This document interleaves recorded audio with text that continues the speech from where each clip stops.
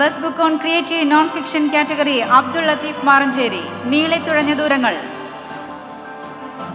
Thiruvananthapuram Satyajit Ray film സൊസൈറ്റിയുടെ 11ാമത് സാഹിത്യ പുരസ്കാരം മാറഞ്ചേരിയിലെ ദമ്പതികൾ ഏറ്റുവാങ്ങി.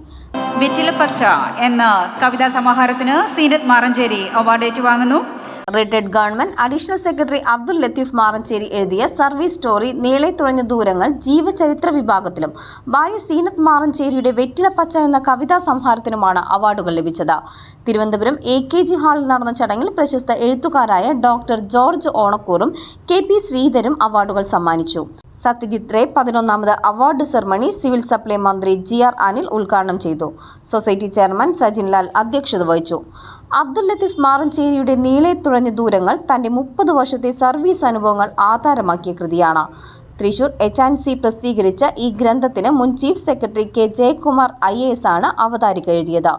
കോഴിക്കോട് കൂര ബുക്സ് പ്രസിദ്ധീകരിച്ച സീനത്ത് മാറഞ്ചേരിയുടെ വെറ്റിലപ്പച്ച കവിതാ സംഹാരത്തിന് മുമ്പ് വ്യാസ പുരസ്കാരം ഉൾപ്പെടെ നിരവധി അംഗീകാരങ്ങൾ ലഭിച്ചിട്ടുണ്ട്. പ്രമുഖ സാഹിത്യകാരൻ ആലംകോട് ലീലാകൃഷ്ണനാണ് അവതാരിക എഴുതിയത്.